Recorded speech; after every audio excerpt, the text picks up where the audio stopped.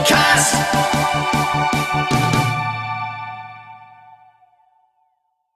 Today's guest is a lifelong abductee who has covered her experiences in her book Stolen Seed, Evil Harvest.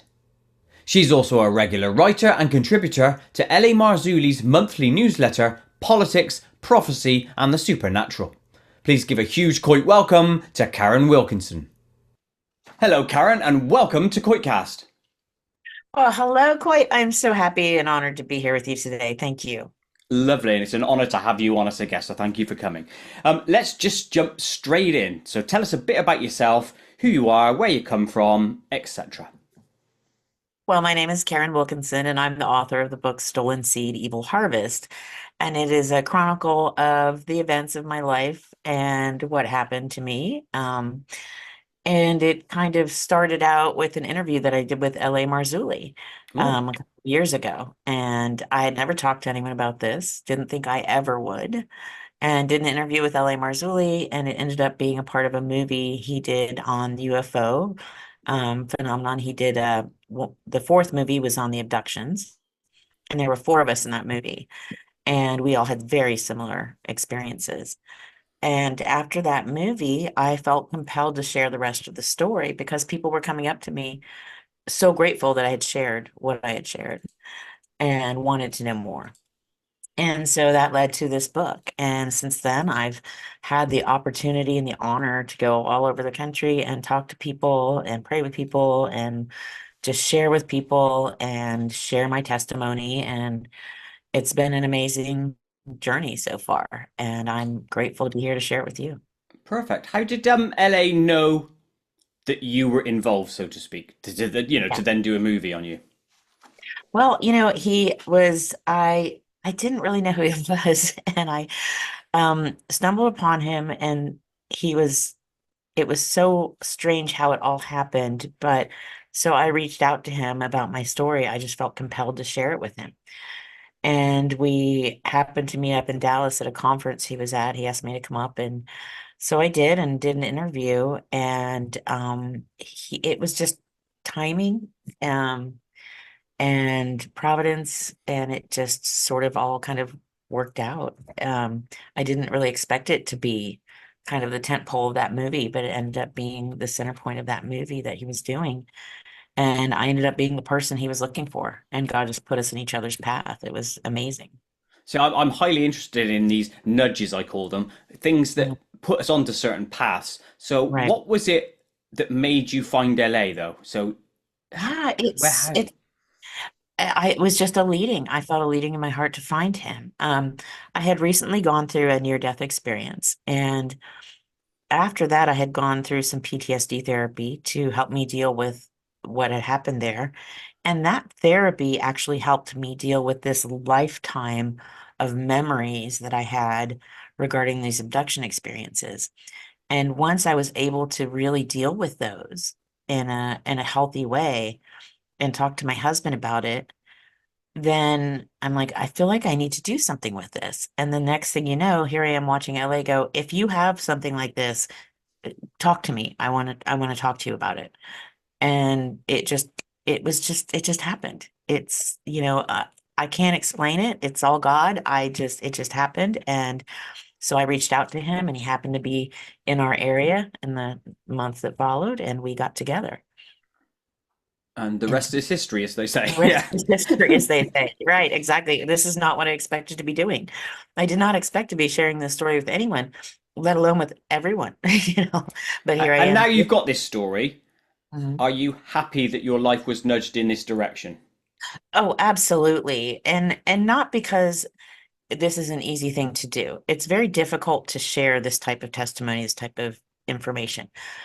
You don't, there's a lot of criticism and ridicule associated with doing this. However, the number of people that I have been able to reach and talk with and help and just share with, and people who've reached out to me and said, I just read my life story in your book, or thank goodness I don't feel alone anymore, or I now feel like there are so many others who experienced what I did and it's okay and I can heal from it, or I know what to do now.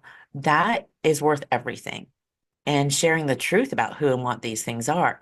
that is everything. I mean, I could not ask for anything more. I'm so grateful that I get to do this, that I get to serve in this way. And again, I never expected to do it. It was very scary at first, but as I go on, it gets easier, and it's just a joy because I really do get to reach so many people.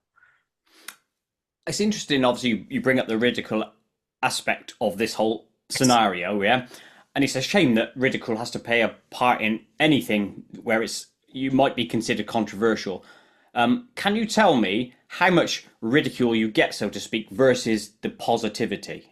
Right. I don't read a lot of the comments and I Good. don't spend a lot of time with the ridicule because I have a different direction and a different mission and a different ministry to fulfill. And so it's not to spend time with the people who don't want to hear or don't want me to be talking about this. And there is just so much negative stigma surrounding saying I was abducted by Mm, alien. I mean, it just makes you sound crazy because that's what's put out there. But our own government here in the United States admits to having crashed craft, admits to having non-human biologics, admits to having these programs that have been going on for years and years and decades and decades. And every day, more and more information comes out.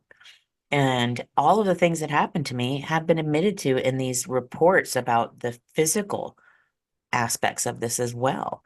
And so while there is a lot of ridicule out there, I try not to pay as much attention to that because that's not why I'm doing this. I'm doing this to reach as many people as I can, to help as many people as I can, and to share the truth about who and what these are things are. I love that answer because I do animations myself, right? And I get a lot of ridicule behind the Yeah. scenes. But I find over the course of history and dealing with comments and stuff, it's just Yeah. best to ignore and then highlight the positives and then reply to those ones specifically. Do you know what I mean? Because that way you're always rewarding good behavior, so to speak. Exactly. If someone wants to fight, they're going to fight. If someone wants to Mm, be difficult, they're going to be difficult. And if I'm not going to respond, they'll probably go find someone else to try to exactly. engage. And then you win Time. on that basis. Yeah. Right. I don't have time to engage with them when there's someone who needs me, who really needs me Oh, I to like that. engage. So, yeah, Yeah, perfect. Okay, so let's dive straight in to your story then. I want us to run through it through your experience as linearly as possible, where yeah, obviously your memory allows that. So can you tell us what first happened to you, and then obviously that'll spur more questions, etc. absolutely. Well, I was taken by non-human entities, what people call aliens, from my youngest memories. I don't have a memory in my life of a time when it wasn't happening. So, from my earliest memories, in the middle of the night, I would wake up. Quite often I try to hide at night, so thinking maybe they couldn't find me, but they always did. It didn't matter where I was, whose home I was at my parents' house, grandparents' house, friend's house, sleepover, whatever, they would find me. Um, I would wake up in the middle of the night to sometimes a light coming through the window, or sometimes just that feeling in the room where I could just feel a change. I could feel a presence in the room, an unfriendly presence. Um, and often it would be accompanied by this low hum that would just get lower and lower. And I would see at least two, sometimes more, of what you call a typical gray alien in my room. The bulbous heads, they had the black eyes that didn't move, it looked like a screen. Um, Small, spindly arms and legs. They mouths that didn't open.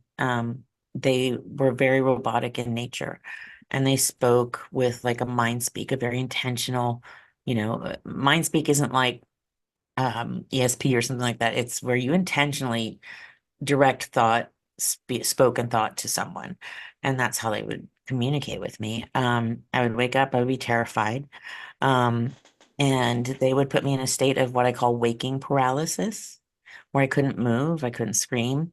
Before that, if I did try to reach out and wake someone up or yell or scream, anyone else in the house would be in a state of like this deep sleep where I couldn't rouse them. Like if there was someone else in the room with me, even as an adult, that would happen.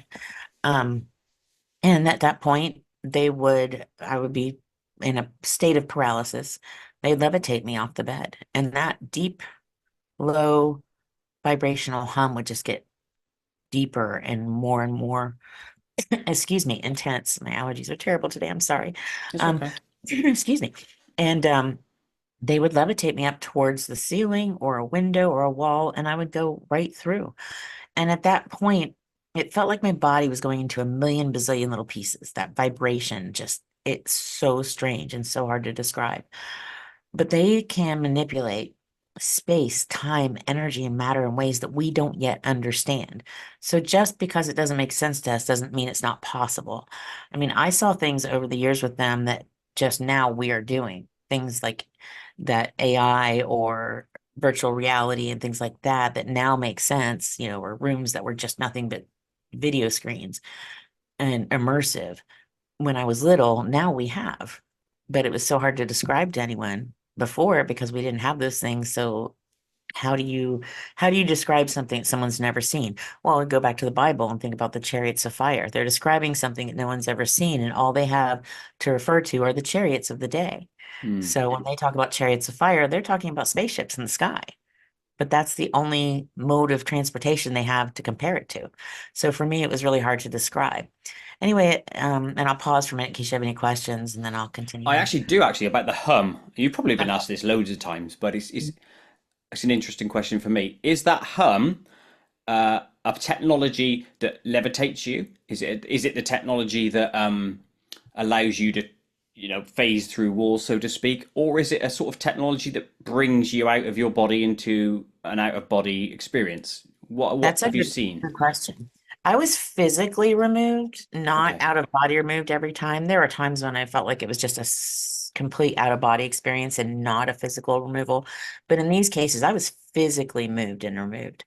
And I don't know exactly because they never explained to me what it did, but what it felt like was that it was affecting the structure of my body. So it could have had multiple purposes. It could have been all of those things. Mm. But for me, it was more of the feeling of my body just going into pieces. So I do believe it had something to do with that. But honestly, that's conjecture on my part because I don't have hard and fast answers. They weren't big on explaining what was going on. They were just doing what they wanted to do. Mm. I was an unwilling participant. Okay, that's. I'll let you carry on. I've got loads more, but I'll wait for the appropriate time to lob them in. Okay. At that point, I would be, sometimes I would just see the house and the room and everything just getting further and further away. And at some point in that process, I would be put into a sleep state most of the time, the times that I remember. And I don't remember every time, everything. I remember sometimes very clearly, sometimes fuzzy. But most of the time I would wake up. Um, and sometimes I would be at a bank of elevator doors and we would get in, and it's so funny because since I've been talking about this, so many other people have described the exact same thing. So it's interesting as I talk about this to hear other people's versions of it, which are exactly the same. But we get in these elevators and they just went down and down and down, and they would come out into this giant room, where there were so many other people, abductees, sometimes clothed, sometimes not clothed. They found us very dirty. So off, there's a point where your clothes were taken and you were cleaned and different things happen. And I don't remember the 100% of that process, so I don't talk about it very much. But it was this massive facility. It had to be underground because we're going down in these elevators. It's huge. It's bigger than anything you can imagine, like football stadiums and airports and giant buildings all put together, just massive rooms and small rooms and hallways and stairways and elevators and confusing labyrinth of places. And we'd all go to where we were being taken. I don't know where everyone was being taken, just myself, obviously. Um, and sometimes I would wake up on just an exam table, and that's when I would become conscious. And they would be doing things. I don't know what they were doing because they didn't explain it to me. It wasn't nice, like going to a doctor or something. There would be lights and things that look like lasers and different needles and different things every time, and it was scary and invasive and terrifying. And um, when they were done doing whatever they were doing for that day, um, I would be put into a sleep state and then wake up back in my bed. Sometimes my pajamas would be on inside out. Sometimes they'd be at the foot of the bed. Sometimes they'd be in another room. And this is how I know it was physical because there Mm. were physical traces left behind. I would have burn marks on me or scratches or marks where they had done like some sort of an experiment, like maybe a needle mark or a skin scrape or something. And I would be so scared when I was little, I'd wake up and I would go and just sleep under my parents' bed for the rest of the night because I didn't know what to do. I didn't know where to go, you know. So when you're that young, then what are you assuming these experiences are? Right. You're not because they're telling you it's okay. You're going to be okay. You're special. You're part of something special. And you're a little kid and you're trying to figure this out and you don't know who and what they are. I didn't have vocabulary for who and what they were. They didn't tell me. They just said, we're here to, you're special. We're here to take you to do some things. This is important. You're helping us. You're important. You're special. I'm little. I don't know what this means. And I don't have vocabulary to say who and what they are. And I was trying to talk about it. I was trying to tell my parents, my friends at school, teachers, anyone who would listen. I was trying to talk about it. I want them to stop taking me. I want them to stop touching me. I want them to stop bothering me. And they knew I was trying to talk about it and they told me not to talk about it, but I kept doing it anyway. And so one night they took me and they walked me into the back of my grandparents' yard. I was staying at my grandparents that night. And there's a clothesline that goes down the middle of the yard. And they showed me what we call a screen memory, which is like virtual reality today. Hmm. It's so real. And they showed my family being walked out the other side of the clothesline and they sprayed something on the back of their neck. And they said, if you talk, we will kill your family. And they showed me what it would look like to see my family beheaded in front of me. I was 6 years old. I was devastated. I was terrified, and my brain just couldn't handle it. And I think that's the point at which I kind of created this split in myself, and not a dual personality, not a dissociative disorder, but similar to that, where there was a part of me that was there for those events, and the other side of me just spaced out and didn't even participate. And then for day-to-day things, I was present for the good stuff. And that next week at school, I had a breakdown at 6 years old. They found me huddled in the corner of a bathroom stall, holding onto my knees, rocking back and forth. They couldn't get me out of the stall. I wouldn't talk. I just kept saying, I don't want it to happen. I don't want them to take me. I don't want them to touch me. My mom had to come and get me. She talked me out of the stall, took me to the doctor because they thought maybe someone was at the school was abusing me the way I was Mm. talking. The doctor looked me over, said, whatever happened, I was young, I would forget, but I looked like I was okay. This is the 70s. It was a different time. So it wasn't like there was, and they weren't getting any good information from me because I didn't know what to say. I didn't have the vocabulary for grays and aliens. We didn't have movies and books and TV shows, and whatever was out there certainly wasn't available to a 6-year-old. We Mm. didn't have the things we have now where little kids can get online and find things. So for me, it was really confusing and it was hard to talk about. And then I was told not to talk about it. And I was afraid to talk about it anymore because I didn't want to be responsible for hurting my family. And that's typical grooming activity when someone is trafficked, when a child is trafficked or taken. That's just a typical grooming type It's thing pure that manipulation, exactly. I've not heard that before where someone was shown a potentiality. Well, I have. I've heard of the ones where they show like nuclear bombs and stuff going off oh in some of the experiences, but not yeah. to the extent of yours, which sounds proper evil. Yeah, I've heard other people have similar experiences to mine too. It's just not Whoa. something you talk about. And people don't talk about it, and that's probably why you don't hear about it. They'll Mm. talk about the benign things, the things that are like the world. Like they showed me the world being flooded and natural catastrophes. And there were these rooms that were just screens, and they would take us in, and there would be other people in there and showing us this. And this is why you have to be here. This is why you're important. You're helping us. And we're like, but how? But you don't get to ask those questions, but it's all just manipulation, manipulation, manipulation. And they're lying and there's just lie upon lie upon lie. And they're building on that to try to get you to just be part of what they're doing and not to resist them. Mm. More questions. This big room that you're taking down these, Hmm. via the elevators, Hmm. does that suggest that it's on the Earth? Yes, absolutely. Yeah. I mean, there were times when I would be in ships and things like that, but it was always a destination that was here. I mean, I don't have any memories of going to some distant planet or solar system or anything like that. But then also, if we're talking about interdimensional beings and multidimensional beings, there are possibilities that we're crossing in between dimensions as well. Mm. So there are things that I will probably never know until, the hereafter. But as far as the physicality of it, I was taken here on Earth underground into places that are just under our feet. And if you think about what we know about the Earth, we don't know what's under our feet. What we're taught in school is just it's a conjecture. Nobody actually knows. We've gone down about what, 6 miles, maybe, I think.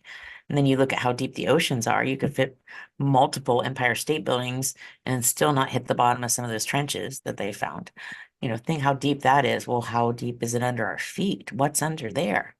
I mean, these places were incredible. They were huge. And I don't know if it was different ones at different times or if I was always in the same one. I have no way of knowing because they were just so vast.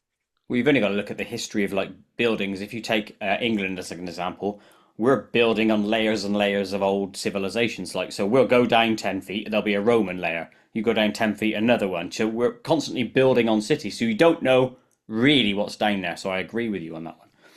Here's another Exactly. question about these big rooms, and you said you've seen other people there. Did you Mhm. see any animals there? There were areas where there were animals, but they were not out where I could interact. So what seemed like almost chimeric things or experiments, but I don't have I never had any interaction to get close enough to, and never any explanation to know what was going on. But there were so many weird things going on, that I don't have answers for and I don't have explanations for. Sure. I was just wondering if, like, obviously from all the stories, yours included, they clearly Mhm. abduct people. I just wondered if they abduct dogs or something, Oh, randomly. yeah.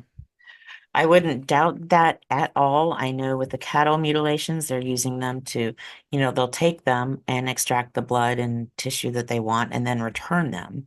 But I didn't see where they did that. They never took me to those places. So, but I know that that's what they were doing for sure. I mean, we've all seen the cattle mutilations, especially here where I live in Texas. Hmm. Sure, I know I'm going to skip slightly ahead here, so excuse me because I'm on the train of thought. I might as well ask the question now. Okay. In those big rooms again, when you're seeing people, have you ever seen anyone you know consciously? Yeah. No, not that I can remember. And I don't know if that's a conscious block or not. But the funny thing is I have met people where I'm like, I know you. Why do I know you? Why do I feel like we've spent time together? And a couple of very specific people in my life now that we're kind of thinking we must have been there together, but I don't have any, you're not when it was taken. And for myself and the rest of us too, and the people I've talked to had the same experience. I was put into a state of what I call UFO brain fog. And it's like you're thinking and walking through molasses. You can't think straight. You can't do the physical things you want to do. So you're not able to reach out and talk to the other people and associate with people the way you want to. You're not able to ask for help. You're really under their control. So you're observing everything that's going on, but you can't voice what you want to voice and do But what you so want you to. can still be you in your head and have Oh, yeah, all the questions associated with your mind, but you just can't vocalize or do anything about it. exactly. Exactly. Wow. It's like restraint. It's like a physical and mental restraint. And it's just so frustrating. And so that's why I can't stand any kind of restraint at all, which is why when I had my near-death experience, I had to go through PTSD therapy because I was paralyzed and left. And that's how I died on the operating table. And that to me was the worst possible way for that to happen because just the fact that I couldn't was out of control. And I had spent my whole life going through things like that. It was awful. By this near-death experience, I'm going to move that to the towards the end. If are you okay to talk about it? Oh, absolutely. Yeah, I think it's a very important part of this. Yes. Excellent. So I'll flag that so we can talk about that later. Okay. But so I'll let you carry on. So you were young, and then move forward as much or little, or as little as you Right. want. Right. It just continued on throughout my life. When I was in my late teens, my roommates and I became born again Christians. We became spirit filled and just found, this amazing faith, and it stopped for a time. It didn't last long because where I was going didn't teach me about the whole Bible, the stuff that is not comfortable or fun to teach about. Stuff like Genesis 3, Genesis 6, the seed war, the Nephilim, the fallen angels, that kind of thing. So I did not have any correlation between the biblical narrative and what was happening to me. And I didn't understand that that's why it had stopped. And I fell away from my faith and from my walk and got, back into just kind of a secular life and went, um, and got married and got pregnant. And I was very happy about that and elated. Went to the doctor, had my blood tests, heartbeats, all the good stuff that you do in the first trimester or so. And at the end of the first trimester, I woke up in the middle of the night feeling pain in my abdomen, and I was spotting, but nothing came out of me. I didn't, lose a baby or anything at home, but it was so painful that I went to the ER emergency room, and the doctors couldn't find a heartbeat. So they did an ultrasound and they couldn't see the baby. So they did what's called a DNC, which cleans out your uterus to find out what happened Okay. and take out any leftover fetal tissue because that could cause problems. And it's not recommended for someone as young as I was. I think I was 22 at the time, maybe. And I've talked to very, very certified, qualified doctors, by the way, about all of this that's happened to me, and they have agreed that this is highly suspect, and that it falls into what I'm saying, that everything is on the level, just for those who might be wondering. These are Harvard amazing doctors that I'm working with now, and we're doing some more research, so look for that in the future. But so they did the DNC and they came back to me and they said, ma'am, there's no fetal tissue in your uterus. Your uterus is clean. Are you sure you were pregnant? And I'm like, I have been pregnant. I felt my body changing. I knew that, that just, I had everything done. There was a baby there, and then there wasn't. You had the scans presumably before to show, Well, or back did you then they not? didn't do the scans as much, but Ah, you could hear a heartbeat. But then, because that was a different time, and they didn't do ultrasounds all the time back then, not as often. And so, but I had heartbeats and things, things like that, everything else that you knew, and blood tests and all the other things that proved I was pregnant. I was clearly pregnant at 3 months, there's changes and things that happen that are very obvious. sure. Um, and then all of a sudden I wasn't, and there was no baby. I mean, I didn't know what to do. I mean, I was mourning a loss of a child that I didn't know where it went, if it was a boy or a girl, if it was male or female, and what happened. And sometime after that, I was taken, and this time they took me to a place in the facility I'd never been before. This hallway was lined with what looked like aquariums. If you've ever been to a fish store, a pet store where it has aquariums just covering a wall Hmm. on each side, it was very darkly lit, and they looked like they were filled with like red liquid, clear. And in these tanks and that could have been the lighting, I don't know. But in these tanks were what looked like fetuses. And I remember trying so hard to concentrate because of the, brain fog and everything. And I really want to see what's in these tanks. I'm curious. Where are we going? This is new. And they looked somewhat human, but I couldn't see all of them. I could only see what was at eye level as they're walking me down this hallway. And we get to the end of the hallway where the tanks end, and the hallway just continues. And there's a door on either side, and they open the door to the right and let me in. And it's a room the size of a large closet. And there's another human woman in there on the floor imitating childbirth and holding what looks like a baby, only I could tell it wasn't fully human.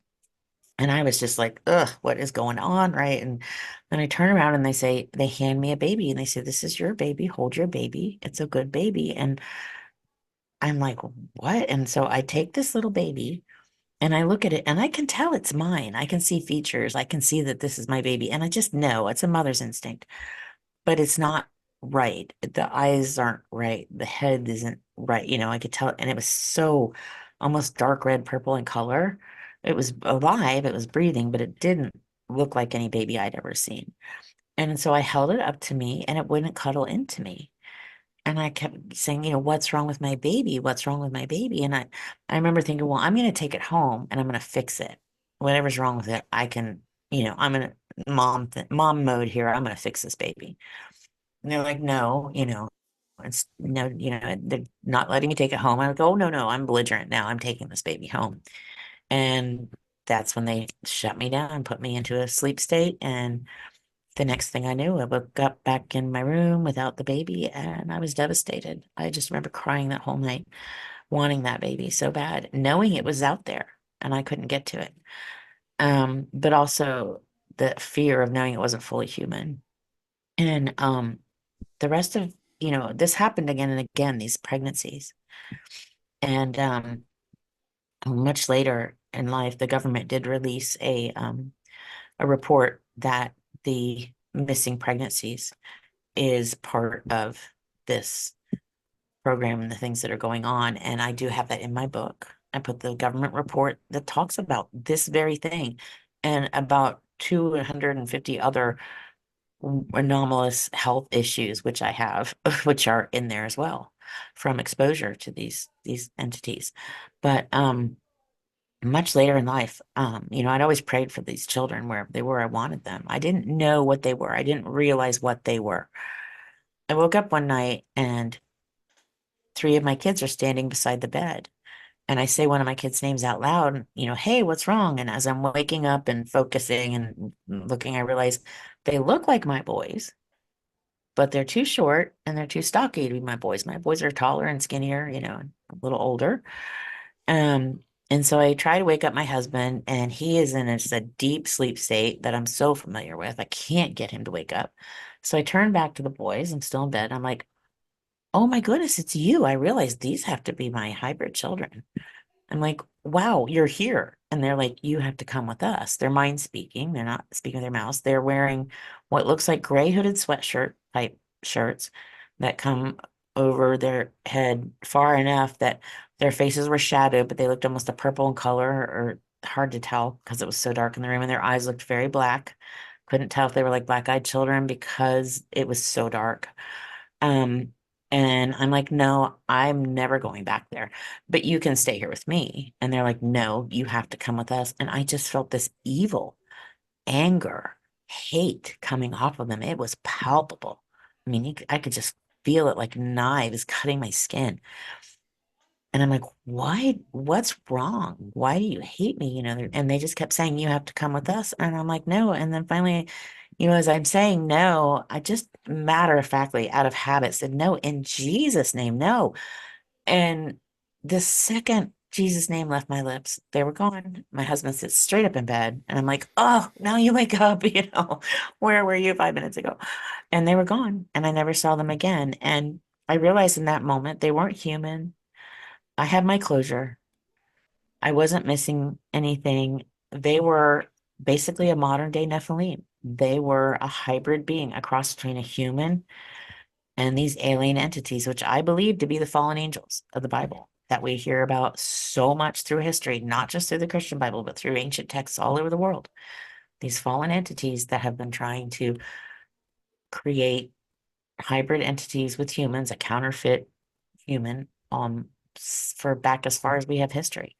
And I believe these to be a similar entity. And there was no love there. They didn't come to have a relationship with me or to stay with me or for love or anything like that. They came to try to take me back. And I had already realized I had already rejoined my, Christian faith. I had found my way back and realized that I could call on God, call on Jesus. When I realized these entities had the same creator I had, that I could call on God, call on Jesus, and they had to leave me alone, I was out. I didn't have to worry about them anymore. So they kept trying to find ways to pull me back in. And this was just another one of those ways.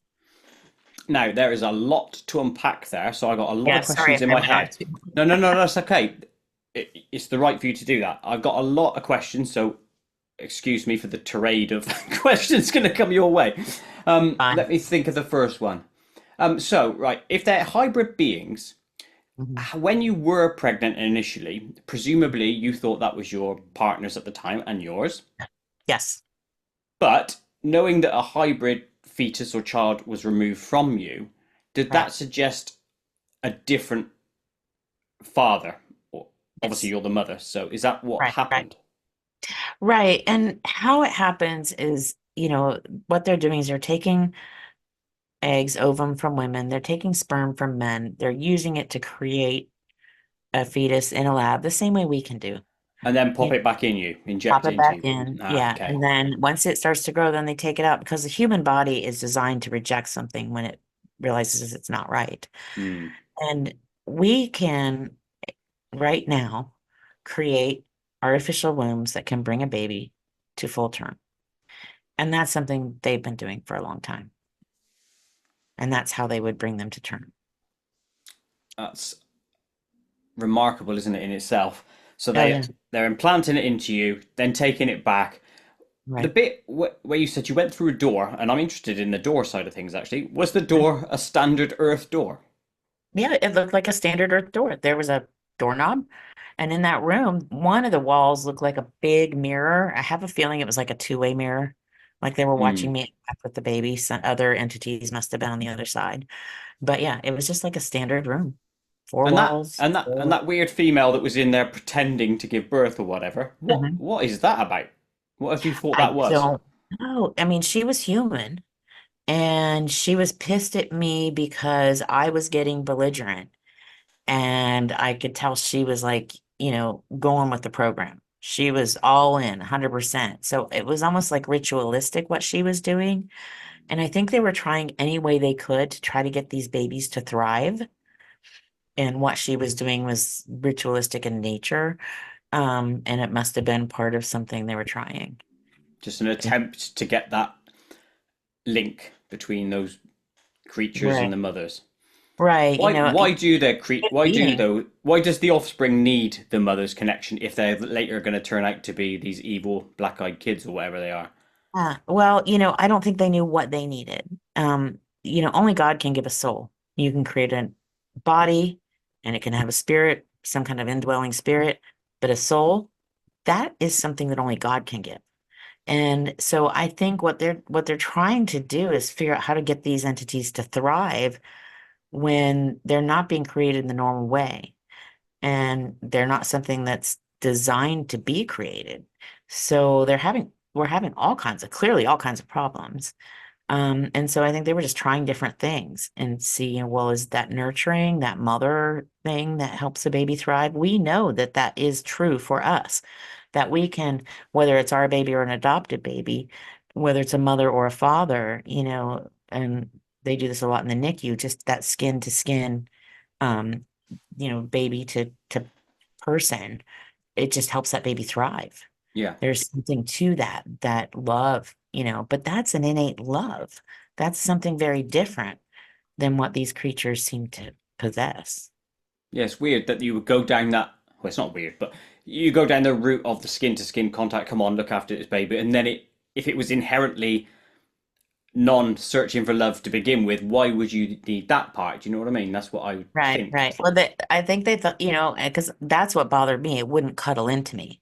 And, my baby's all just literally just cuddled into me so hard, we look like one, Hmm. and the baby had no interest whatsoever, no sense of belonging or longing or wanting to be close to me. It was the strangest thing. It was just like holding a brick. It wasn't like holding a baby at all. It just freaked me out so bad. But at the same time, I wanted to figure out how to fix it, and I think they were just searching for answers. They didn't know what to do either. So that's weird, isn't it? Because that means it's all new to them. So Oh, this yeah. whole agenda, or whatever it is they're doing, Hmm. it's a brand new experiment. Have you ever Right. thought to what end it is about? Where's your Yeah. mind gone since then? Exactly. Yeah, I wrote about this too, why I think it's different and why I think they're having trouble. And I think they're doing much better with it now.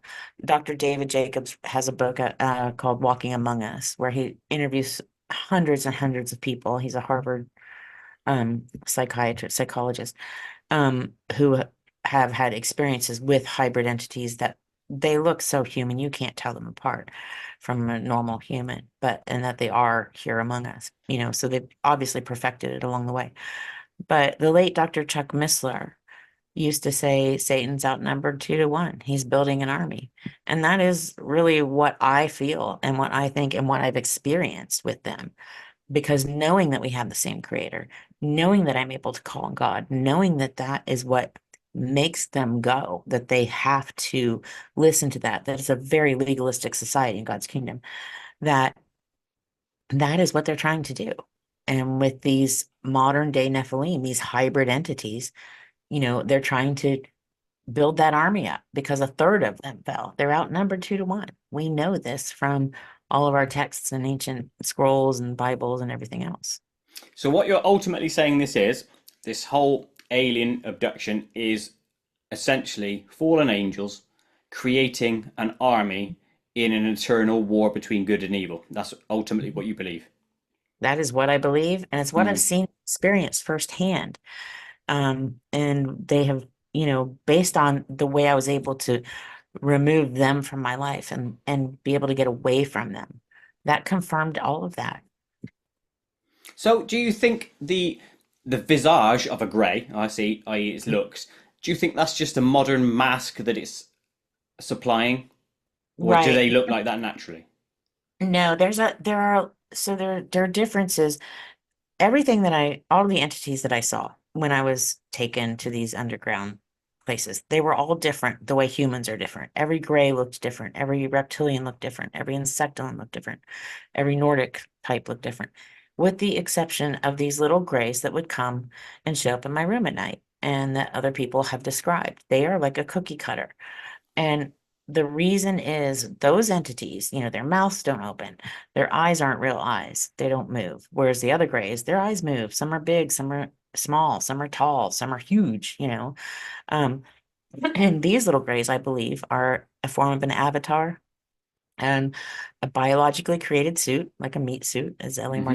L.A. Marzulli likes to say, created to house another entity. It could be AI, it could be another non-human alien entity, or it could be a demonic entity. Demons, we know from the book of Enoch and other extra-canonical books, are the disembodied spirits of the Nephilim. When they were killed, God said, "You're neither heavenly nor earthly," so their spirits were doomed to roam. We know when Jesus went to cast the demons out of the man, they said, "Send us into the pigs." They want to be in a body. Gives them a physical body, puts them to work. They're lower than the angels, so that so that clearly those fallen ones are in charge. But it gives them a physical body to be in. And if you think about what's going to happen when a craft crashes, which we have crashed craft and we have non-human biologics, they're going to get an empty meat suit because that demon can take off if that craft crashes. It's just going to leave. And our people here, our government or whoever gets those things, isn't going to get anything. And it makes sense. We can create skin in a lab. We can create robots that look human or whatever we want them to look like, or look like dogs or whatever. So, it's not highly unlikely. And their mouths don't open. They have very limited functionality. When people say, "Well, aren't demons horrible? They scream and they spew and they, all these terrible things," and you think of the movies you've seen. Well, yeah, some of them do, but some of them don't. They're deceptive in nature. And they're in this very physically restraining gray suit. I mean, they're spindly. I mean, if you went to fight one of these things, you could break it into pieces. They're not very big, and their mouths don't open, their eyes are they're just there isn't much to them. So it limits their abilities to they can't really do much damage to a human if they wanted to. So, assume on that basis, right? So they start out as spindly creatures that can't do much damage to a human. Mhm. They're creating the next gen super soldier of the Greys, sort of. Is that what you think it is? Which is Yeah, they're they're just advancing their physical presence. no, I think these are just a worker bee. I think they're just created to go out and do this stuff here on Earth that they either physically cannot do because they have difficulties coming in and out of our dimension and our atmosphere, our sunlight, whatever. I think there are a lot of reasons. And I don't know specifically what, but it seems very clear that there are a lot of reasons that they have trouble, especially during the day, being here. But these little grays, they're just an avatar. So they use them as kind of their tool to do the work that they need to do here. because the ones that I've seen underground, they're just clearly a race of beings that are different sizes and shapes. Their eyes move, their mouths open, they're different. They don't look like these little grays. They're all unique, like humans are. Some are really big, some are really small. So, So those ones then, the ones that are underground, are they Mhm. really a race of beings from, say, a different planet, a different dimension, or have they always been here and are they part of the demonic agenda? I really think they're just a race of angelic beings. I mean, angel's kind of a misnomer. We use it as a coverall because we're a part of this family of entities that was created. God created us. He said, let's create man in our image. And he's talking to these B'nai Elohim, the sons of God, these other Hmm. entities that already existed that we know must have been here before us because we see all this ancient architecture and things that we as humans could not have created. And if you want to know more about that, go visit L.A. Marzulli's site, lamarzulli.com, because he has a wealth of information about that on the Trail of the Nephilim. But so they're all just versions, different entities that were created by God and fell and chose to fall. So I'm sure that there are ones that look like them that haven't fallen. Maybe they haven't deteriorated as much. I think they might be deteriorating. I don't know. It seems like they are. But they're just different types of entities that have been created. Okay, so let's extrapolate stuff out further, and I'm sure your mind's gone there in the past. They're creating an army. Hmm. When it reaches the tipping point when they've got enough army, what happens? What physically is going to happen on Earth, do you think? Right. Well, this is where, you get into the Bible, and you can go down the road of the book of Daniel. It says, when men are running to and fro across the face of the earth, it says, seal up the words of this book, Daniel, till the end. Till men are running to and fro across the face of the earth, and knowledge is increasing. And at the time, people are like, well, how are men going to run to and fro across the earth? Well, look at us now. That's exactly what we're doing. Look at knowledge increasing. That's exactly what we're doing. Before the time of Noah and the flood, I think this was a very advanced civilization. And I think and that's when we know there were Nephilim everywhere. There were, the fallen angels were walking on the earth, they were around, and that all changed after Noah. Back into the Stone Age, back Hmm. start. So now we're getting back there again. And it says, as in the days of Noah, so shall be when the coming of the Son of Man. So that means that it's going to get bad. It's going to get ugly. And I personally believe that those of the Christian faith those will be taken out.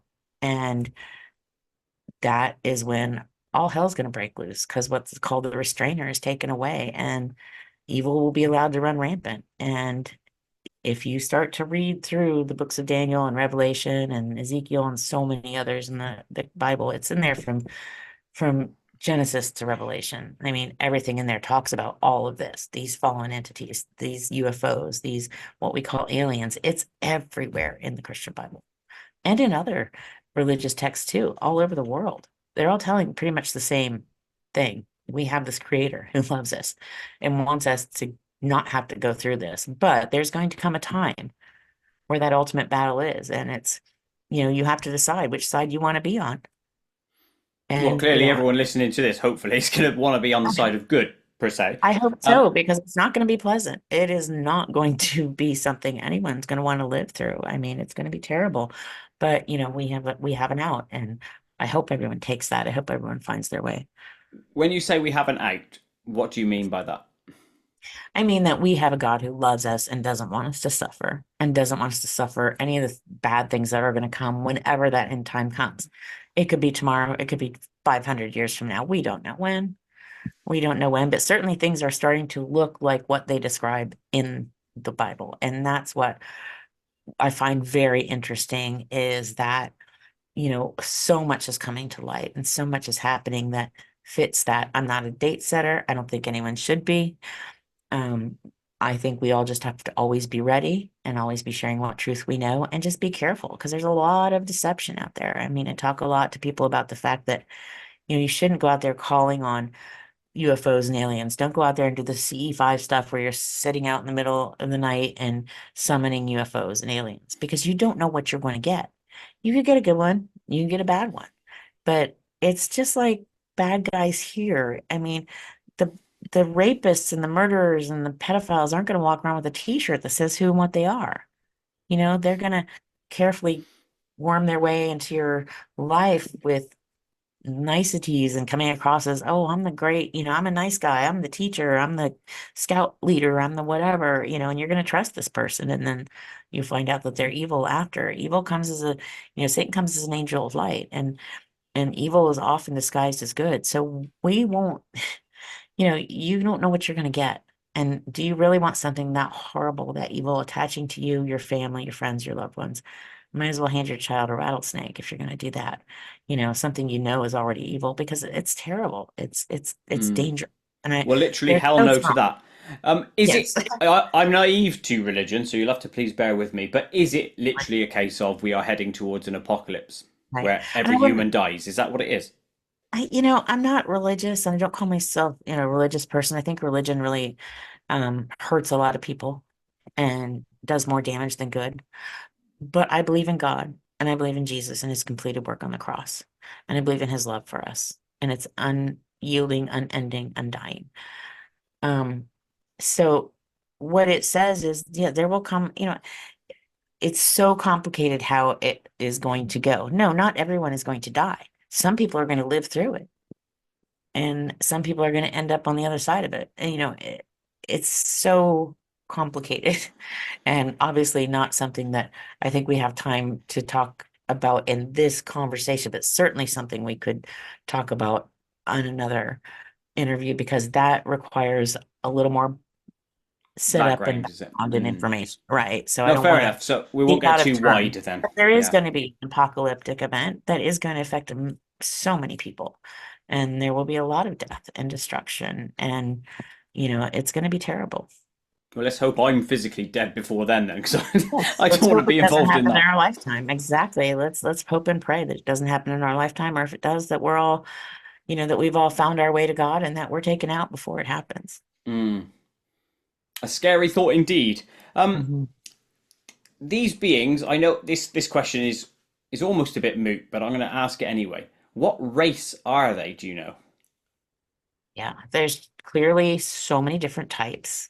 I mean, I kind of categorize them into the four different, there's the grays, the reptilian, the insectoid, and then the Nordic types. And they all kind of cross over. There's some grays that look more reptilian and some reptilians that kind of look insectoid and some Nordics that look a little gray. And Nordics are the ones that kind of look almost human. Their eyes are really big. They have almost what looks like clear looking hair and clear eyes.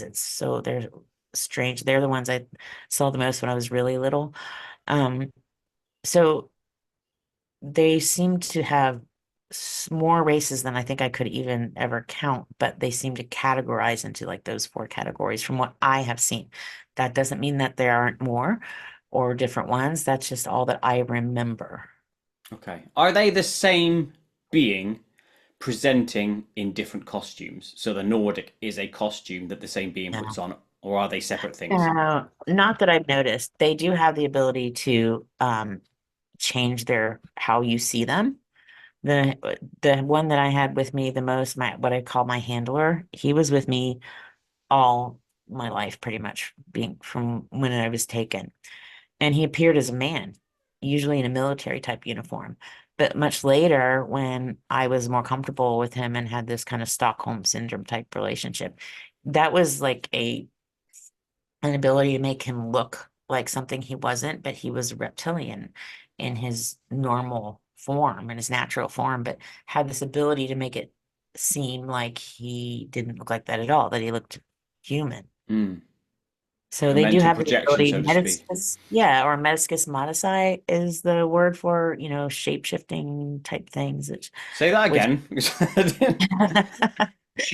I know, metascus modicai, I believe is the word for it. I could be wrong, but I think that's Never it. heard of that before.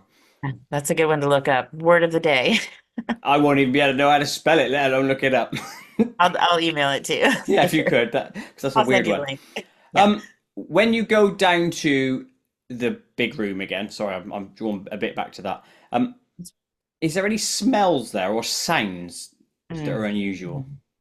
Yeah, I mean, there's a lot of sounds. It's a big room, so it's really echoey, and There were a lot of different sounds. I don't like to talk about the sounds much because there was always a lot of screaming and crying Mm, and I did always the other thing when you talked about animals, one of the things is I would hear animals screaming, and that's a horrible sound to hear a child or mm, an animal scream. That's not something I like to think about or even recall because that's the hardest thing for me is that those types of things, the torturous sounds that I can't. But and beyond that, the smells were very antiseptic. Like I cannot stand the smell of like a hospital blanket. Whenever I have to go in for these surgeries, which I do because I have all these random things that go on that they can't explain, but we kind mm. of know why. Um, I always take my own blankets and things to the hospital. I cannot stand the smell of a hospital blanket because it smells like everything that I'm smelled there. Yeah, a bit of PTSD sort of sitting Yeah, very in much relation to so. that.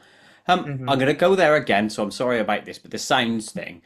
Um, Hmm. knowing that you were subjected to certain procedures, shall we say, that I imagine weren't nice, Hmm. is it a torture or is it just procedures? Therefore, if it is just procedures, are these people and or animals screaming, just saying, "Oh, I don't like that procedure," or are they physically being tortured? I don't know. And for me, it was two things. One, it would be physical. It would just be things that they wanted to do. Okay. But then on the other hand, they used me and others that I watched to show the people there, the people working there, because there were humans working there alongside these entities. Humans in lab coats, humans in military uniforms, humans in what looked like these really random smock, kind of really benign smocks and pants outfits that didn't have anything. They were just really beige, kind of a gray beige in color. And they would use us to say, you don't want this to happen to your friends, your family, your wives, your children, your loved ones, your daughters, and do things to us that they would be forced to see. Things I won't mention here. But I do write about that a little bit in the book just to let people know what I experienced and what I saw others experience at the hands of these entities. And it was ugly. It was terrible. But I mean, you can imagine someone maybe working for a private company and they're like, hey, we want to give you this raise, this promotion, but you're just going to have to sign an NDA. This is a top secret program we're going to get you working on. And someone's excited. Yeah, absolutely. Sign me up, okay, we're gonna, do your training in this facility. So you're gonna be gone for a month. And next thing you know, they end up in one of these underground facilities working with this. They've signed the NDA. Now they've had to watch someone else be tortured in front of them so that they know if they say something, we know where your family is. We know where your children are. We know where your friends are. We know where your mother lives, all that stuff. You don't want that to happen to your family. That keeps people quiet. That's why you don't hear anything until it's like a deathbed confession So because that's people, horrible then, because it means there's manipulation on both sides. We're being manipulated to force to work, and then we are Mhm. also being manipulated to force to be the victim of whatever the experiments are or whatever. Exactly. So Exactly. even the people working All there are there. also victims then. Right. And that's why I can't get behind this benevolent space brother thing. Okay. I understand there's a lot of people who think, well, these are our benevolent space brothers, our ancestral seeders. They're just here to help. How can you say that's benevolent when they're kidnapping little children, raping men and women, mutilating cattle and other animals, implanting devices in people? Watch the fourth movie in the L.A. Marzulli series on abductions. Watch the number 6 on cattle mutilations. Watch 9 and 10 on what is the truth. You'll see me in those movies and my friends and other people sharing these truths. And tell me, are these benevolent actions? They're not. I can't get behind that. If you kidnap your neighbor's kid, you're going to jail. And that kid's going to need a lot of counseling. And no one ever arrested my perpetrators. No one ever sent me to counseling for that. I didn't get that till much later in life. Not the arrest part, but the counseling part. And then you Sure. go for counseling, but you can't say what because they'll put you they'll put you on a psych ward if you try to talk about this to a counselor. They're Yeah, not going to damned believe. if you do and damned if you don't, aren't you? Exactly. Exactly. Hmm. They've created this environment. They've created an environment where they've made it so that you sound crazy to talk about it. And it's a manufactured response. It's a manufactured environment where they've said, we're going to make it seem so anyone who talks about this is crazy. So they put all these people in place to just keep hammering that thought, that those responses home until that's just how everyone responds. If you're told blue is blue, then blue is blue and the sky is blue until someone says it's red. And then if they keep telling you it's red, then you're going to call that color red. Do you know what I mean? Mm. And that's what's going on. And so there's just such a stigma behind it. And that's one of the things I'm trying to do is make it okay for people to talk about this and let people know it's okay. If you want to talk about it, email me. You can reach me through my website and we will talk about it, or we will email about it, or come find me at one of the conferences or things that I do, and we will talk about it. I will always take time to talk to people at these conferences. It's just a way to make it okay. Sometimes you just need to be able to talk about it, and there's no one you can tell. I mean, who can you tell? Who's going to believe you when you have these stories? But there are so many of us, too many of us for this not to be real. And it's And reaching a tipping point as in itself anyway, isn't it? Where yes, it's just like with the UFOs and the government admitting X, Y, and Z. At some point, it'll go back round to admitting A, B, C, D, and E. It's just always a step in the right direction. Now, the benevolent thing versus the evil side of things. I've spoken to many people who are absolutely positive that there's a benevolent agenda, and I've spoken to probably an equal amount of people who would say it would be in your camp, right? And I'd actually lean towards your direction because I'm always of the mind if you're taking someone without their permission, consciously in this realm now, I don't care what people say about the soul contracts and all that sort of thing, which is another angle we could go down. But yeah. if you're taking someone against their wishes, that can never ever be seen as a good thing. And secondly, before I know you come back on this, if these aliens or whatever they are have a good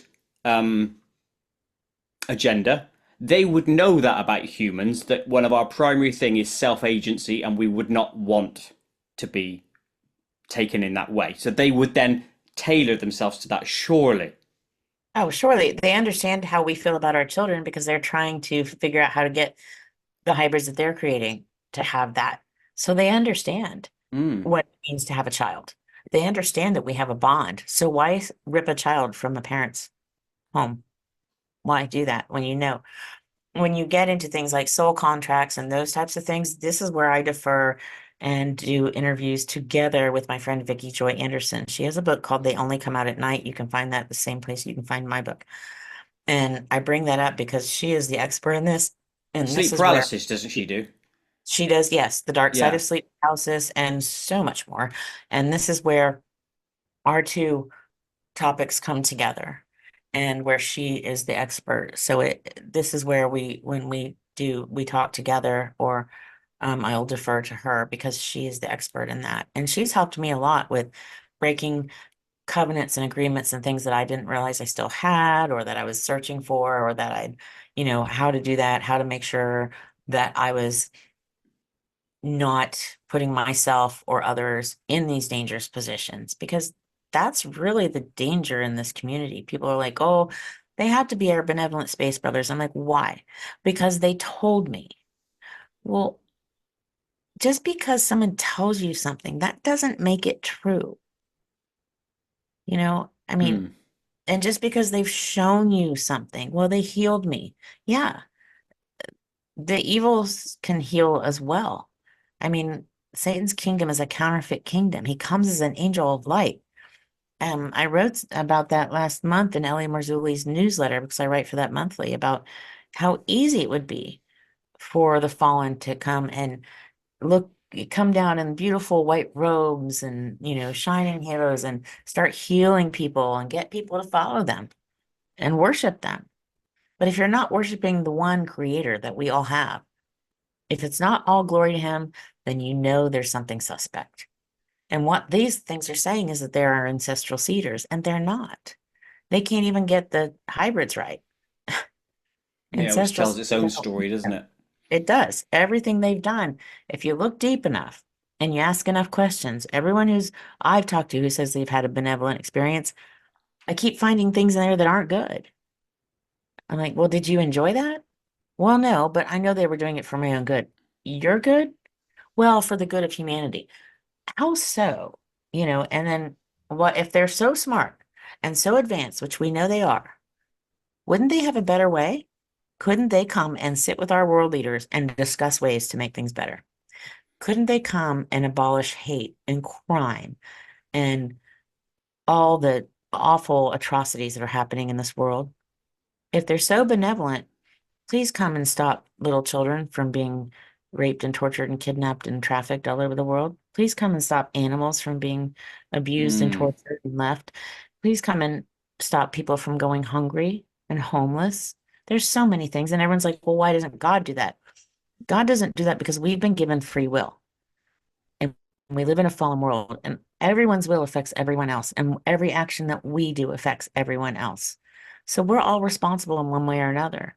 I pray for all of those things every day, and I pray that it will help. But what happened in Genesis was the fall and the seed war and everything starts. And if you don't get Genesis 3:15 of the Bible, you won't get the rest of it. And so it's complicated until you really sit down and just start to let yourself open up to it, and then it becomes a little more simple and a little more straightforward. good versus evil. hmm Pretty much it. Yeah, that's Yeah, it's black just and that. white. It's very black and white to me. To Mm, me, if you try to start inserting a bunch of shades of gray, then it's going to get confusing. So don't do that. Look at it. Just look at the facts. I The know. I'm facts, trying to get to the root of this bigger picture, right? Ultimately, across right? all my conversations, Right. and I they're think Vicky going down one Joyner's direction. And yeah, Vicky Joy Anderson, I always find she has the answers that make all of this so clear. That's why I love, I hope that you get to talk to her in the future. I think she would be an excellent guest for you because I she, have sent her an email before, but oh maybe yes, a lot of mine get sent into spam because it just okay. happens. But Yeah. I'll put you in contact. But yeah, I highly recommend that, especially after talking to me, then talk to her, and then we'll come on together. yeah, And that'd be then good. take all the rest of the questions because that's Um, kind of what we tend to do, and it helps bring a lot of things together because I know there'll be people out there going, well, what about this? What about that? What about the other thing? Well, get those questions together, send them in, send them to me, send them to Quite. Well, then we'll come back to those questions because hell yeah. it usually takes more than one interview to get through all of this because it's a Well, lot of info. I know, and then I'll watch this back and I'll think I could have asked that there, but Yeah, I've well, got you can loads do of it. Yeah. questions anyway. So here's one, right? You know, all the people who say that they're all benevolent, they always seem to suggest, and I'm not dissing them because they have their own story. Yeah, they say what they Sure. see, etc. And I have to agree with that real quick. Let me interject. I respect anyone who has the courage to come forward and share their Mm. story. And so I am not, yeah, I'm not saying anything bad about them. Please don't think that. I'm just saying it's easy to be deceived. That's all. Okay, sorry, go ahead. Yeah, exactly. You could be looking at it slightly wrong. That's Exactly. just a potentiality. But a lot of people say that they're being taught stuff. hmm So on that basis, were you taught anything? Oh, absolutely. Yeah, I was taught so many things. When I was little in school, they would take me in before the board members and things like that when I was in, kindergarten, first, second grade, whatever, to read. And they would hand me big books, like this, that I didn't know what the book was. And they would just open it up and I would just start reading. And it was so beyond my necessarily even my comprehension, but I could read anything. Math, me and one other kid were sent at some point to the high school because they didn't have anything else they could teach us.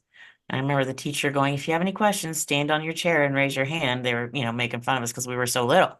But, yeah, I mean, but it was more like a download. It wasn't like sitting in a fun classroom learning something. It was like more like downloads, they just kind of downloaded information.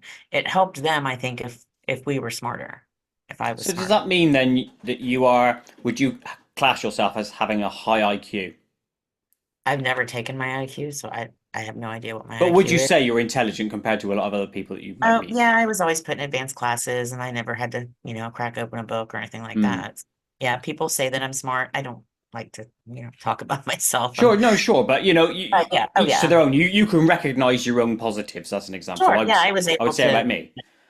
I was able to have great, have a good career and take care of my children and do all that without finishing my college education or anything like that. I just didn't have time to do it. So here's But the harsh tack on of the question then. mhm. Was that a gift to you, or was that you naturally?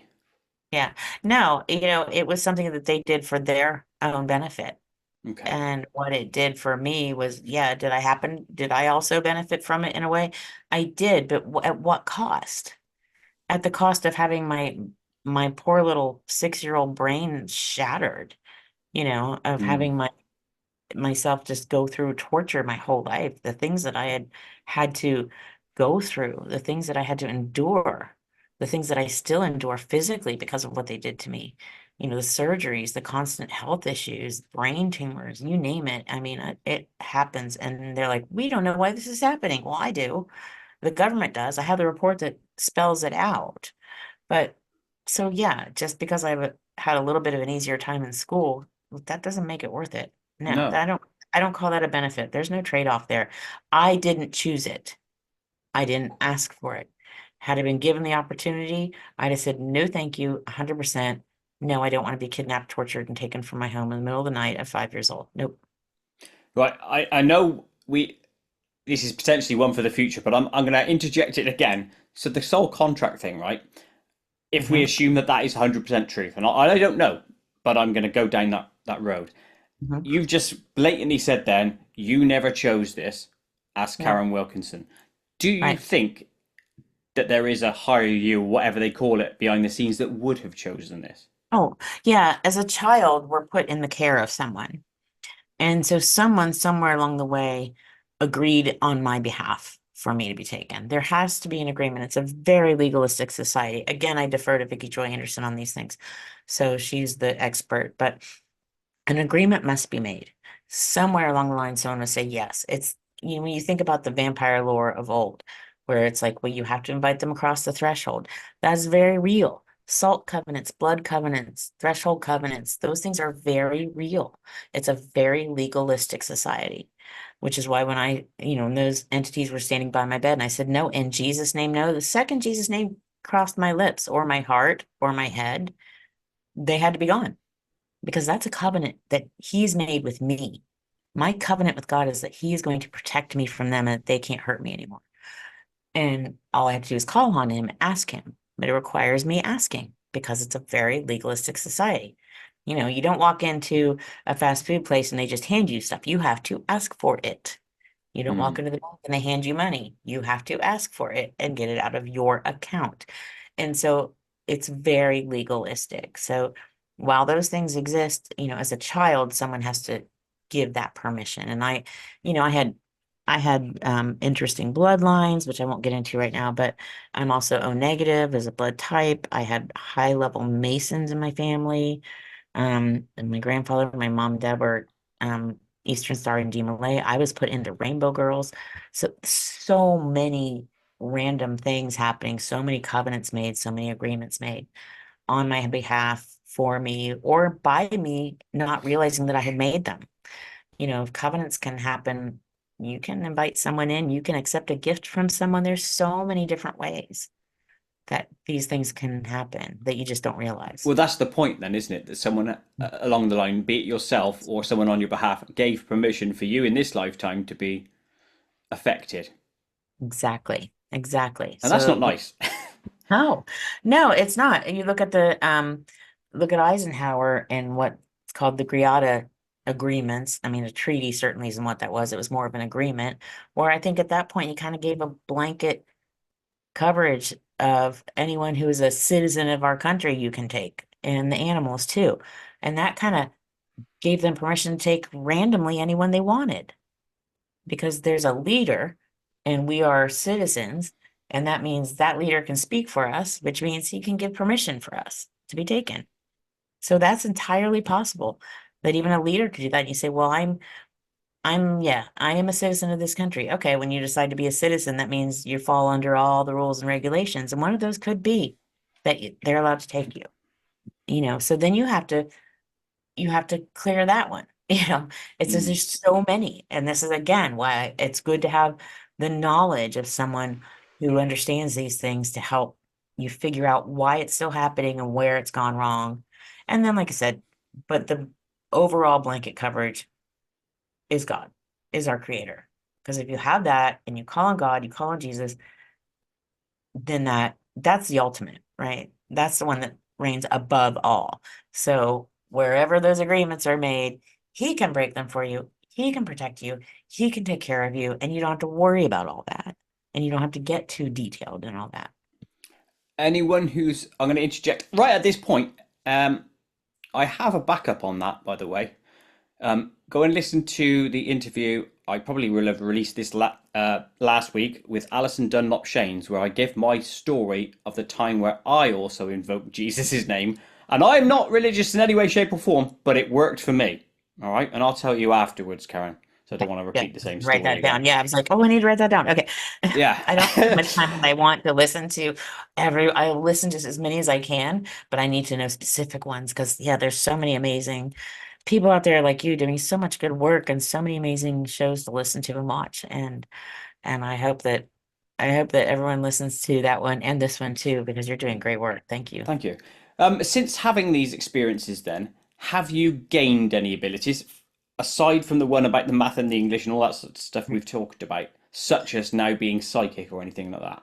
Oh, I always was for my whole life, very psychic. And I don't, I know that those are things that we're not supposed to be doing. That's dabbling in the dark arts and there are tons of biblical references as to why we shouldn't do that. It doesn't mean you can't do it, but all of those things come with a price. Everything like that you do comes with a price, with an attachment. You're gonna do that. That's the dark side giving you something, but it's never free.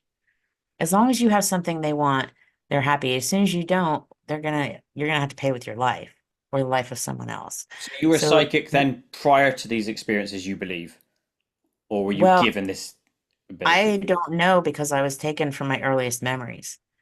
So whether it's something that came from them and, is entirely possible. Yeah, entirely possible. Because other I mean, people have reported that, haven't they? That yeah, they've yeah, suddenly got back and now they're psychic. I wondered if that yeah. applied to you.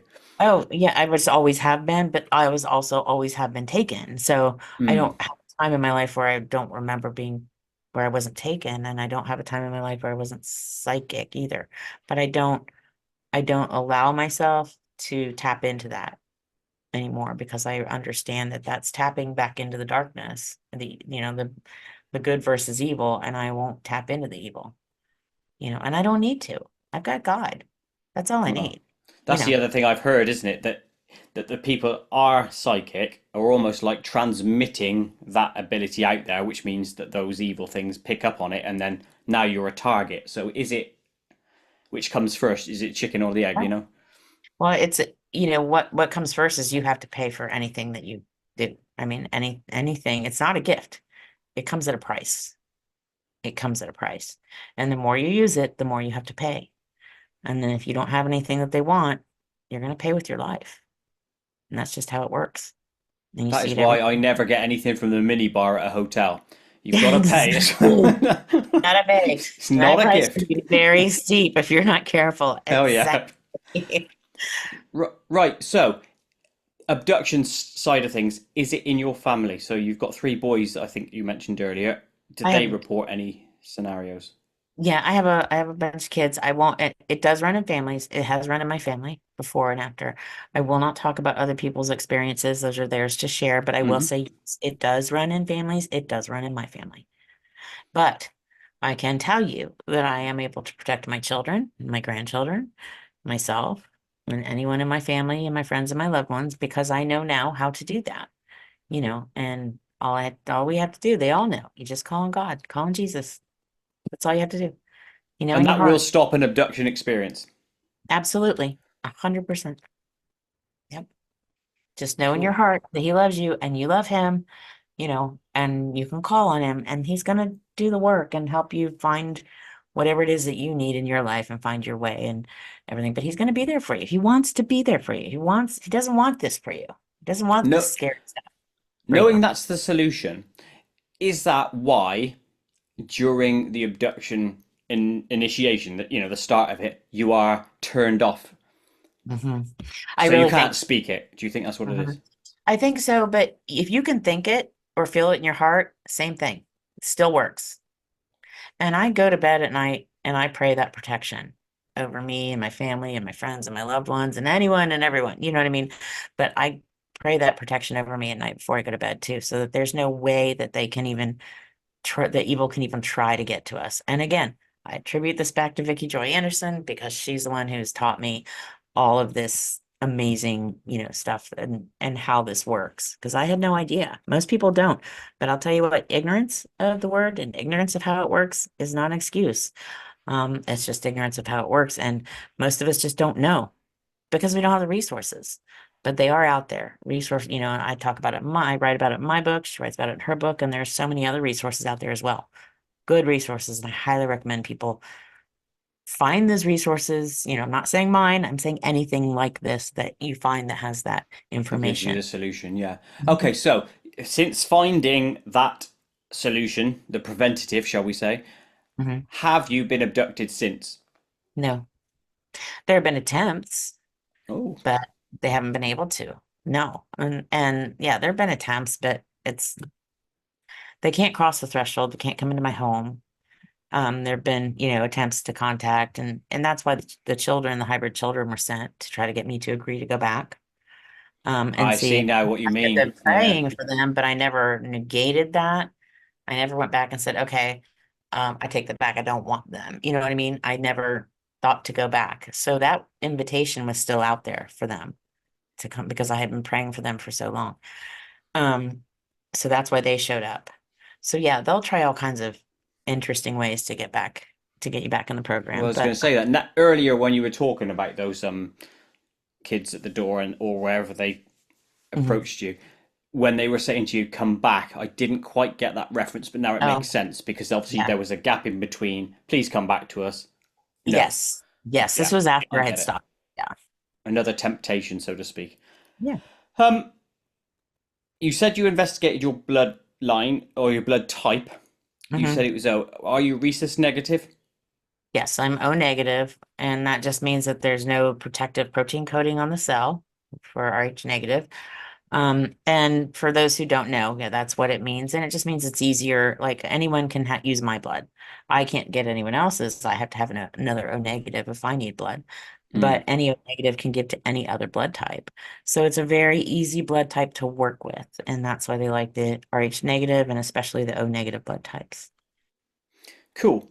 I was going to ask, are the experiences ongoing to this day? You've just almost answered Yeah, that one anyway. They've tried, failed, blah, blah, right, blah.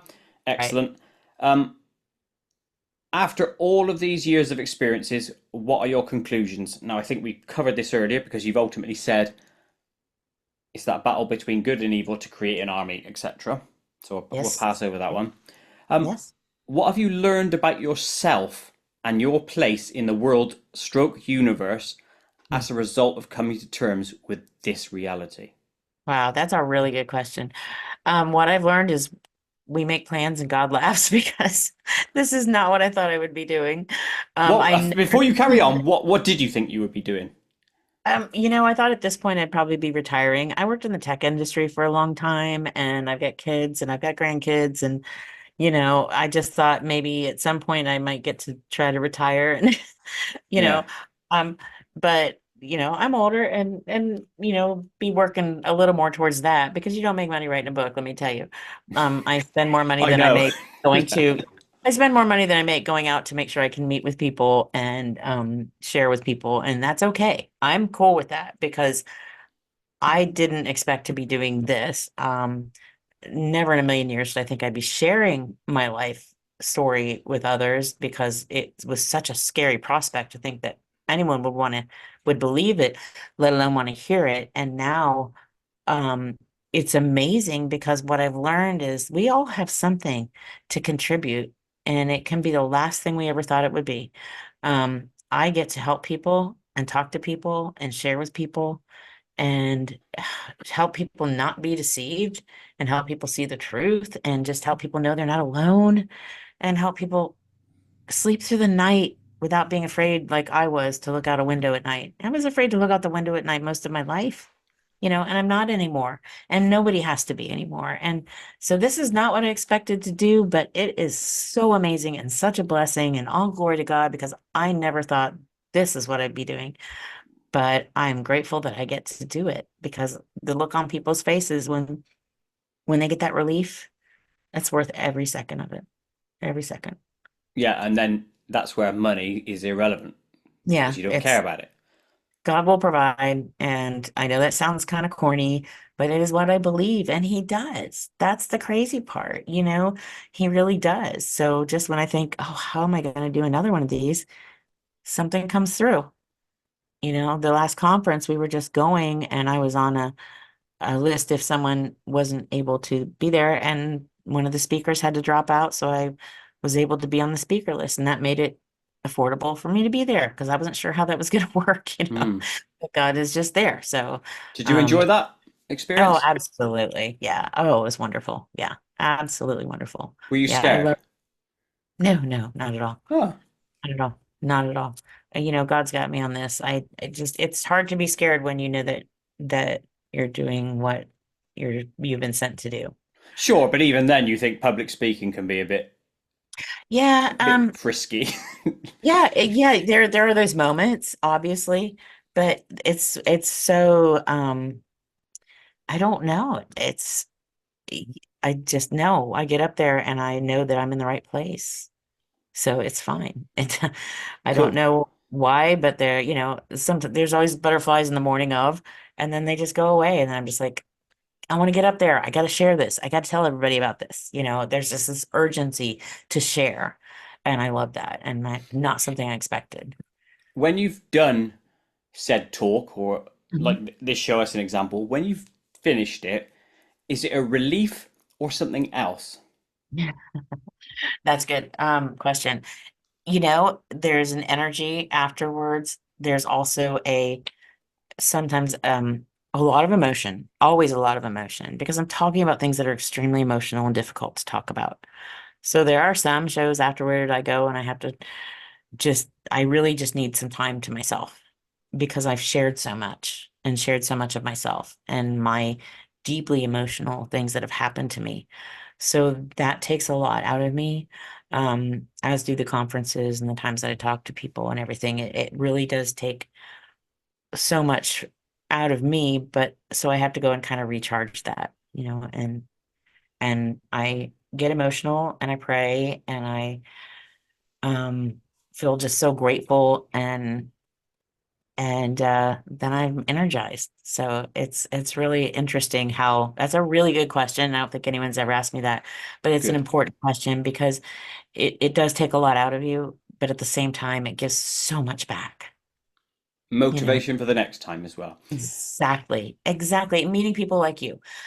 Because every time I do, I'm amazed at how many great people there are out there trying to share the truth, willing to put themselves on the line to put the truth out there. And that's hard to do. I don't think people understand that doing a podcast, writing a book, these things are not careers that take care of you and your family. These are things that you do that you're giving back to do. You know, these are not big money making things. These are things where you're really just giving back. And I think it's admirable that you're doing this. That links me to my next question, which is why a book and why not something else? Why not a different medium? Why a book? Well, I'm in three of the movies of L.A. Marzulli's already. I do a lot of interviews, so I do a lot of video and a lot of talks and a lot of conferences. So I speak and I do so across a lot of medium already. A book is a great reference source.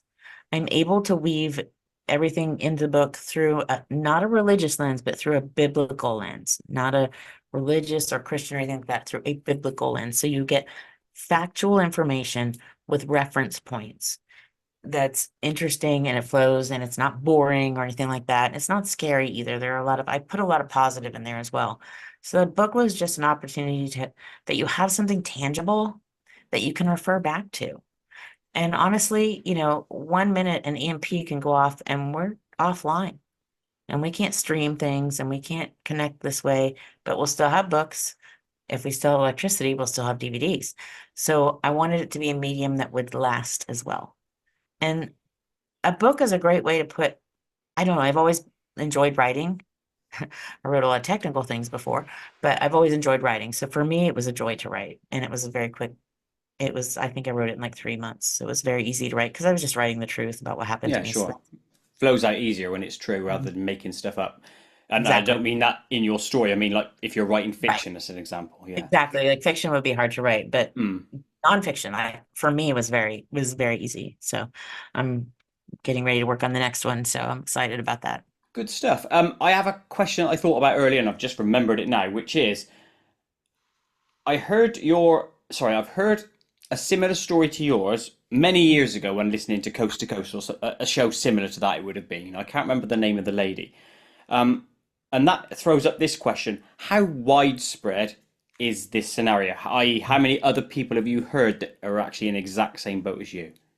So many. I have no way of knowing how widespread it is, but for example, when I'm in front of an audience, if I ask who has had an experience, about 50% of the hands go up. I hear from someone new every day, through either my website or social media or at events. So it is amazingly widespread. People with my story, not Mm. different. People who reach out and say, I just read my life story when I finished your book. I sat down, people say, I sat down, I read it in one night because felt like I was reading my life story. I hear that over and over again. It's amazing how many people, more than I ever thought. It's interesting then to sort of like extrapolate those figures out based on almost like poll size that you could Yeah, then say, how long is it going to take for this army to be ready? Do you know what I mean? right. Exactly. Exactly. It's scary. I mean, yeah, how long? We don't know because we're told we don't have a book about the angelic beings, the sons of God. We have a book about us. We have the Bible that's about us and our salvation and Jesus and God and creation. But what we don't have is enough information about them. So we don't have any idea how many there are and how many they need and what they need. And so it's hard to try to figure out how or when it could get to that point. But when I look at the world today in relation to what the Bible predicts and or says and I look at what's going on in the world today, I can't imagine it's going to be too long before we do hit those end times. Okay, a scary thought. Yeah. Yeah. I'm going to move into a question I used to ask a lot of people, and it's dropped off recently, so I'm reintroducing it back for you. Um, Okay. and obviously, I don't want you in this answer to state anything that's alieny sort of related. So, what strange things have happened to you? So that could be a ghost or something else, but Oh yeah. anything. Oh well, yeah. I went to visit my grandmother's house after my aunt passed away, and I went upstairs to her room, and as I was just at the top of the steps looking in, the dressing table stand went across the room on its own.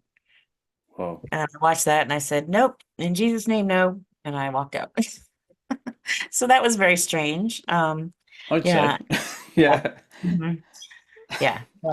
So what was But then, there? I don't know, but I looked. also, it's weird, right? But ask yourself the question: why is that table being moved? Is it just to show you that something's there, or is it they think, Right, oh, I look better over there? right. I mean, was it to scare me? Was it to see if I would be lured in to think, oh, the spirit of my aunt is here when it's Hmm. a demon. Demons like to pretend they're the spirits of your deceased loved ones because you have to remember they're existing outside of time and space where we are, so they can see the whole span of the lifetime of that person. So they know what cookies grandma made you or songs she sang you or where she went to school and when she got married. They know all those details. So they're gonna the great deceptor. They're great at deceiving people. So, was it an invitation to see if I would bite? Well, I'm not gonna bite. No, I know better, Yeah. Uh, but why it happened, I have no idea. And I've seen so many UFOs and things in the sky outside of being taken. Mm. Um, but that one was the strangest by far that I just out of the blue didn't expect. Yeah, a random That's table my floating. question. That is a Yeah. strange one, to be fair. Yeah. And now let's go from one strange thing to another. As Karen, we are now entering the Koit zone. Koit zone! I will ask you random, stupid questions in amongst some good ones, so just answer best you can. So Okay. let's start with this one. What is the best smell in the world? A baby. Oh, like a fresh baby A smell. baby, a grandchild, yes. A baby, a grandchild, yes. Okay, fair play. Fair play. I Uh-huh. didn't expect that. I thought you might mention a food stuff or something cooking, but a baby Well, head. yeah, homemade anything is always gonna homemade bread. Yeah. Yeah, Homemade, lush. homemade bread, yeah. What is your favorite film? Oh gosh, there's so many. You have to Um, pick one. So I be know. uber So ace with this one. so I have to pick one, Yeah. and I'm not gonna pick one that I'm in either. No, no, Uh, you're not allowed to do that. Casablanca. I just, it's a classic. Casablanca. Fair play. Casablanca. Oh, Never had anyone say that yet, so that's a new one on me. oh, good. Do you collect anything? No, I do not. Fair play. No. Another one you've astounded me with. Name a Books. I could long-running. say books. Oh, Actually, I have books. Okay. books upon books, and I love to read, and I just don't have time to read them all. But I guess you could say I collect books at this point, and Cool. children because everyone calls me mom. So okay, Name a long-running television series that you've seen every episode of. friends. Fair play. Yeah, that's a good It one. is a good Easy one. one. There's a lot of episodes of that as well, so Yes. some good commitment. Can you ride a bike? Yes.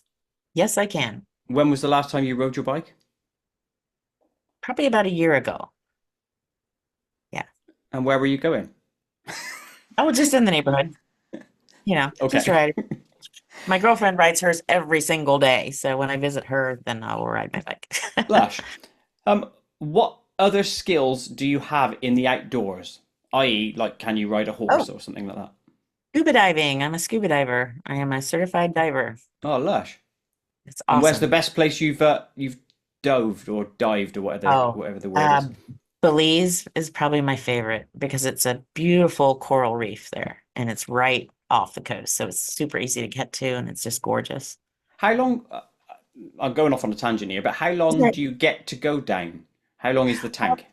it depends on how deep you go and how many tanks. Like you can do one tank or two tank dive, and how deep you go depends on how long you can be down. So if you're going down like 100 feet, then it's going to be a bit of a shorter dive, and you're going to need a Mm, little bit more time on the surface to let your body recover before you go back down again.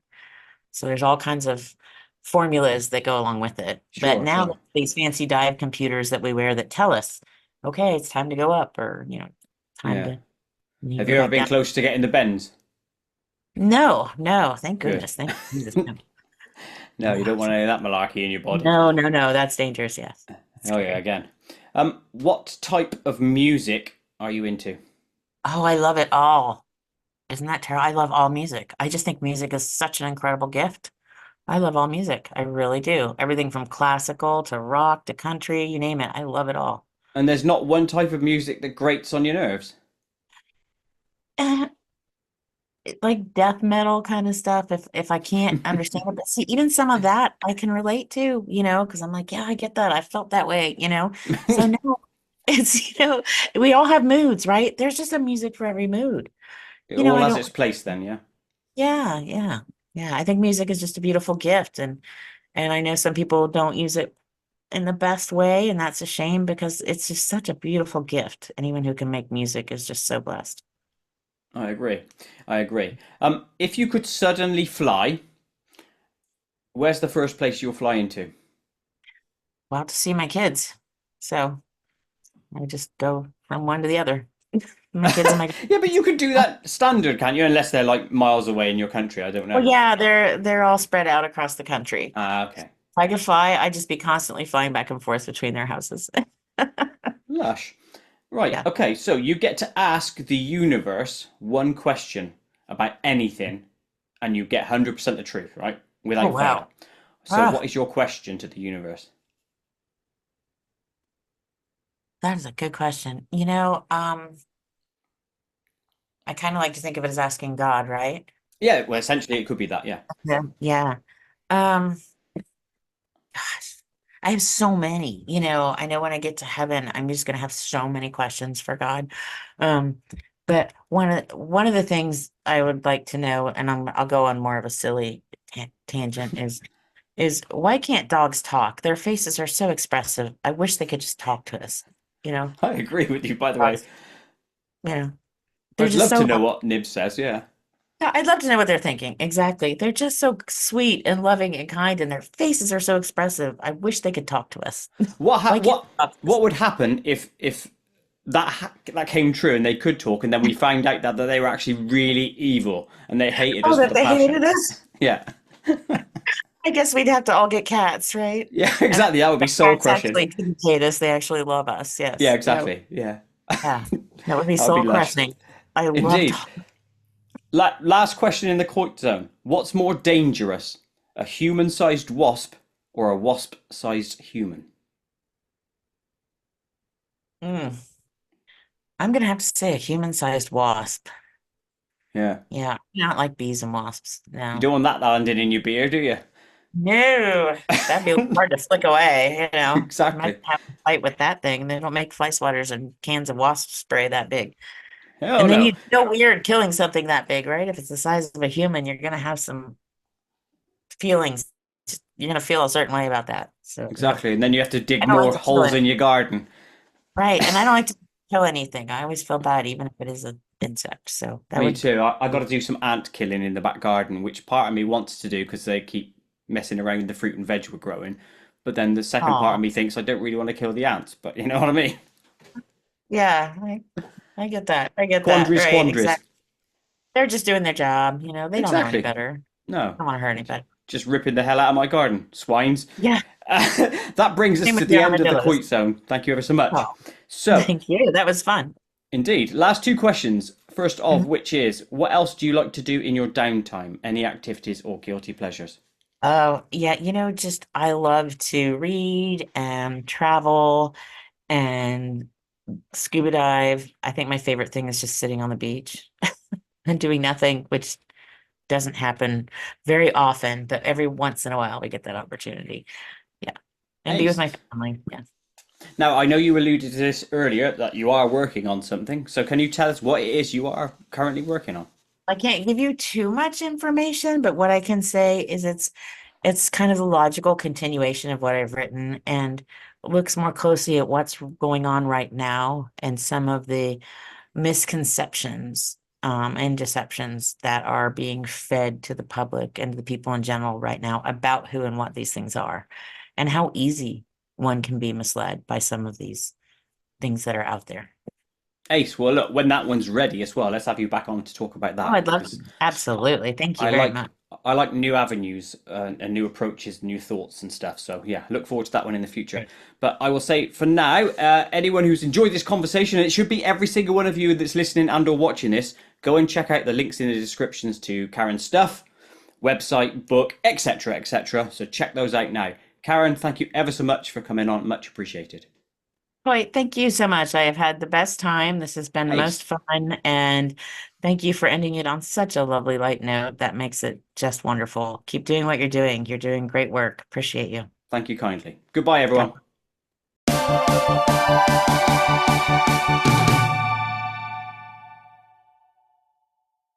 To watch other KoitCast episodes, please click the image top left. To subscribe to my channel, please click the image top right. Please like and share to help KoitCast grow, and most importantly of all, please click the notification bell so you never miss an upload.